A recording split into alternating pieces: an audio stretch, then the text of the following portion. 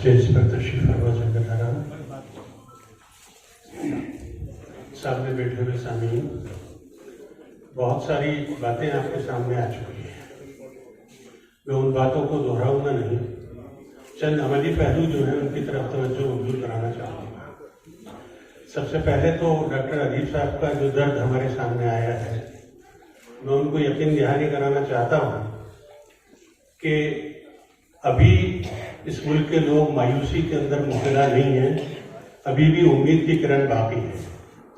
इसलिए आपको नाउम्मीद और मायूस होने की कतई जरूरत नहीं है।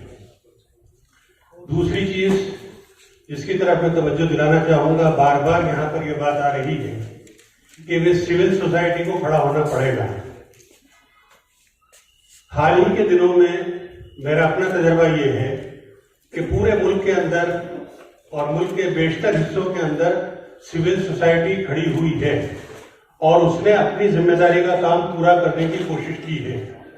लेकिन इंतहाई माजरत के साथ मैं ये कहने पर मजबूर हूं कि वो सियासी जमातें जिनकी मदद सिविल सोसाइटी करना चाहती है, पता नहीं किन मसाले के पेश नजर वो इन सिविल सोसाइटी से अपने आप को दूर रखना चाहती है। और उसका नतीजा राजस्थान में हम देख चुके हैं। राजस्थान में पिछले 1.5 सालों के अंदर सिविल सोसाइटी ने बड़े बड़े प्रोग्राम किए। मुसलमानों का प्रोग्राम हुआ जिसमें तकरीबन 8 से 9 लाख मुसलमान शरीक हुए। ओबीसी का प्रोग्राम हुआ जिसमें तकरीबन 1.5 लाख ओबीसी शरीक हुआ। एससी एसटी का प्रोग्राम हुआ जिसमें तकरीबन 3 लाख एससी एसटी के लोग शरीक हुए।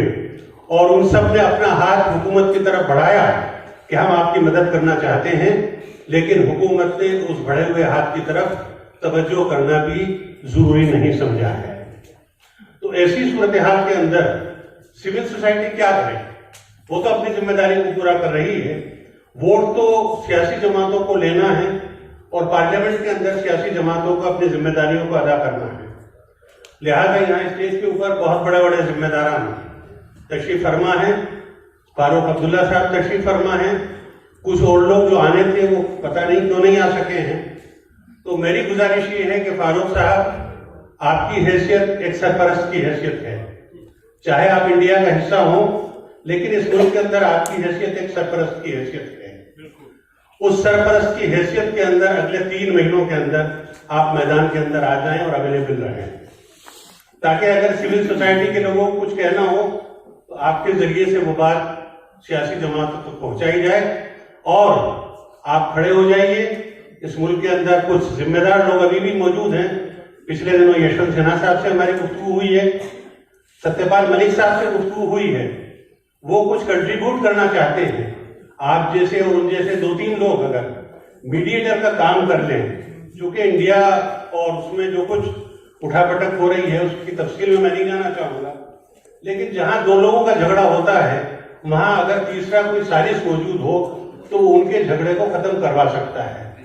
तो मेरी गुजारिश ये है कि आप 2-3 आदमी इस मुल्क के अंदर एक सालिसी कमेटी बना लें, ताकि ये झगड़े जो खड़े हो रहे हैं इन झगड़ों को खत्म किया जा सके। और आखिरी बात मैं ये कहकर के खत्म करना चाहता हूं कि आज के इजलास के सिलसिले में हमने डॉक्टर आजम बेग साहब से कहा था कि आप आगे बढ़िए, हम सब लोग मिलकर के आगे बढ़ते हैं और एक इस किस्म का प्रोग्राम ऑर्गेनाइज कीजिए जिसमें सिविल सोसाइटी के लोग भी हों, पॉलिटिकल पार्टियों के जिम्मेदारान भी हों और मिली और सियासी जमातों के जिम्मेदारान हों।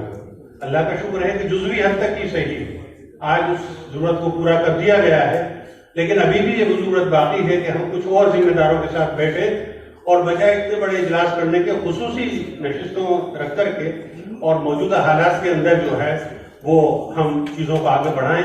और आखिर में क्योंकि यहाँ बहुत सारी सियासी जमातों से मुताल्लिक लोग मौजूद हैं, मैं इंतहाई अदब के साथ उनसे गुजारिश करना चाहूंगा कि इस वक्त इस मुल्क की जो जमहूरियत पसंद अनासिर हैं वो इंडिया की तरफ बड़ी उम्मीद भरी नजरों से देख रहे थे और अभी भी नाउम्मीद नहीं हुए हैं।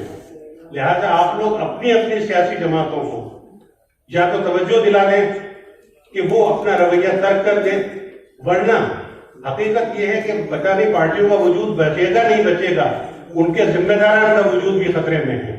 इसलिए आप लोग अपनी पार्टियों के जिम्मेदारान को तवज्जो दिला दें और अगर आप लोगों ने अपनी जिम्मेदारियों को पूरा नहीं किया تو میں بالکل صاف گوئی کے ساتھ کہہ رہا ہوں کہ اس وقت اس ملک کا نوجوان دو رائے کے اوپر کھڑا ہوا ہے. ایک طرف وہ ہمارے اس بزرگ قیادت کی طرف امید بھری نظروں سے دیکھ رہا ہے کہ یا تو یہ قیادت کچھ کر لے، اور اگر اس قیادت نے کچھ نہیں کیا تو پھر شاید وہ نوجوان اور وہ مایوس بھری آوازیں جو ہے وہ نا امید ہو جائیں گی، اور پھر ہو سکتا ہے کہ وہ کچھ اس ملک کے اندر ہو جائے جس کا تصور بھی نہیں کیا جا سکتا. اس لیے میں امید کرتا ہوں کہ آپ حضرات اور ہم سب مل کر کے اپنی ملکی ذمہ داریوں کو، جمہوری ذمہ داریوں کو ادا کریں گے اور اس ملک کو تباہی سے بچا لیں گے. انہی الفاظ کے ساتھ میں اپنی بات کو ختم کرتا ہوں. وآخر دعوانا ان الحمدللہ رب العالمین.